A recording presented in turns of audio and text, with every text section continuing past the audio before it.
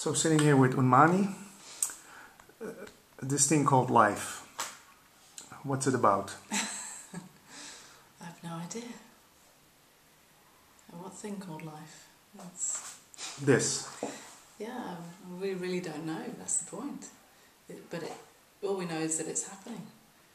And we have no idea what it means or where it's going, where it's come from, why it's happening, how it's happening. We try and figure it out with our minds, and we just come up with endless theories. And the point is, we just don't know. You can't figure it out. No, there's no answer. Well, there's endless answers, but no one final answer. Is there any answer you believed in for a long time? Not really. I don't think I ever really believed in anything for very long. Maybe, not that I can remember right now anyway. When you were a child, you already sensed that something that people were telling you was not right. Yeah, you read my story.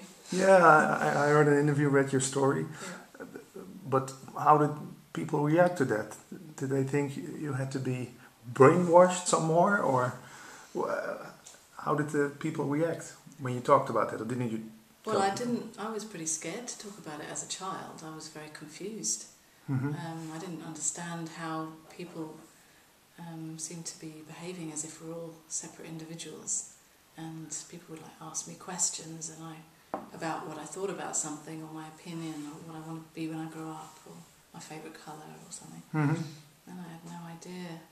So I learned to play along, to give the right answer somehow. To copy other people, or to say something really original or something, just to get people off my back. Yeah. And like in how do you call it, adolescence, like when you're 14, 15 years old, did you join a group of punks or people who liked rave music, or what was that like? I didn't really join any group. I was quite a loner.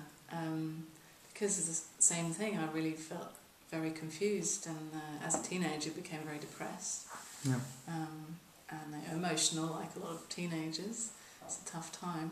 A lot of problems with my parents, and but also what was interesting at that time, I started studying religious studies at school, and one of the things that we did in the religious studies, it was mainly Christianity, but one of the things was philosophy of religion and ethics, and there were a lot of, we started looking at the question of God. What is God? What is existence? What's the point? What's the reason for it all?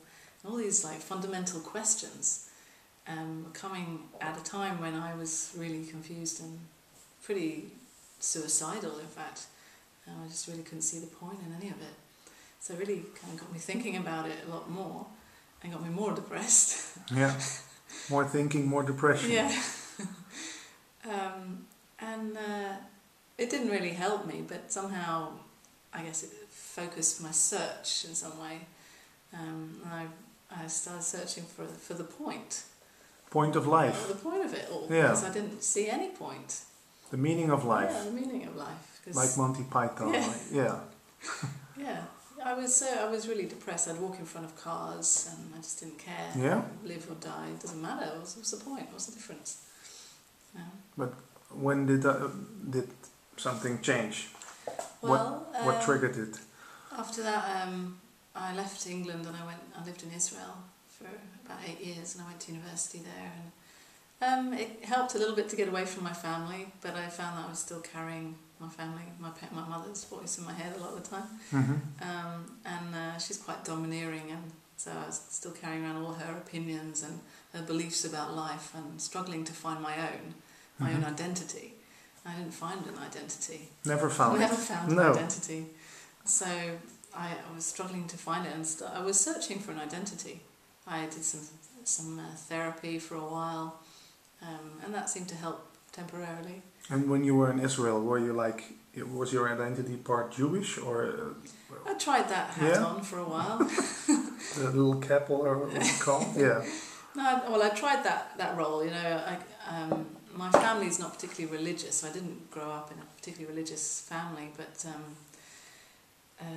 it was more traditional and cultural. So, Yeah. But no identity. no real identity. But somehow kind of feeling like I belonged into that in that Jewish family feeling. It's very family orientated. Yeah. So in Israel, I found more confusion really. And, people talking to walls over there. Or what are they doing? Like, yeah. Well, yeah. it's one identity. Yeah. So, yeah. It's great I tried for them. that. Yeah. I tried that for a while. The wall didn't talk back. It didn't. No, but it does seem to for some people. Yeah. So you went away from Israel back to England, or just traveling? I had a relationship with someone in Israel which ended pretty traumatically, and I was very upset and wanted to get away from him. So I left the country and I went traveling. My idea was to go to travel in India, but I needed to make money first, so I went to Japan and worked there for a while, and then Great. Had some interesting experiences, and then Thailand. And then when I was in Thailand, someone said to me, "You've got to go to India. It's very important for you." And at that time I was in the search, so everyone and everything that I came across was so significant. Yeah. You know. They all had meaning. Yeah, it all had meaning to me, you know. Yeah. Somehow this is going to change my life. Yeah. And in a sense it did. So I went straight to India, and I ended up living in India for 3 years. Towards the end of, first of all I got involved in Osho. He wasn't actually alive anymore, but I went to Pune and did a lot of the meditations there and the therapy groups, and I loved Osho's words. It touched you. Really touched me, yeah. I took sannyas, which is what my name Unmani, is from there. And that taking sannyas for me was a kind of turning point in some way. Sannyas is kind of a meditation, or no? It's when you receive a new name. It's also when you make a commitment. I think it's something like to live a life of meditation. Okay. And to me, that meant a life totally sacrificed, totally dedicated to find the meaning of it, or to find the truth. Okay. And nothing else was worth anything. Finally, an identity for you. Well, yeah, some kind of yes. Well, I don't know, an identity, but some meaning, kind of purpose. A purpose that a goal. The only meaning would be to find meaning, or to find the truth of it all. You know. And have you found it? Well, I spent some years there, and I became disillusioned with that too, because there's a lot of beauty there, and I learned a lot, but like a lot of other spiritual trips, it became another trip. Yeah. And I came across a woman called Delano while I was in Pune, and I went to see her, and that was the end of it really for me there, because she was this very tough German woman, very scary actually. Yeah.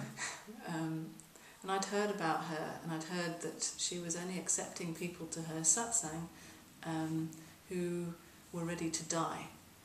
And big statement. Yeah. And so I was pretty depressed by that time, because I was so disillusioned with the whole searching spiritual trip. Yeah, everything. Yeah, and everything. And I had I'd done a primal feelings workshop in Pune, going back to your childhood, reliving, rebirthing, some breathing and rebirthing, screaming, catharsis, crying. Yeah, and on the last day I broke my leg, trying to kill my mother. I was jumping up and down, screaming, and you broke your leg during during the catharsis session, and I continued jumping on it, and even though it was broken. So much adrenaline was running through my body. Didn't feel anything. No. Didn't feel anything.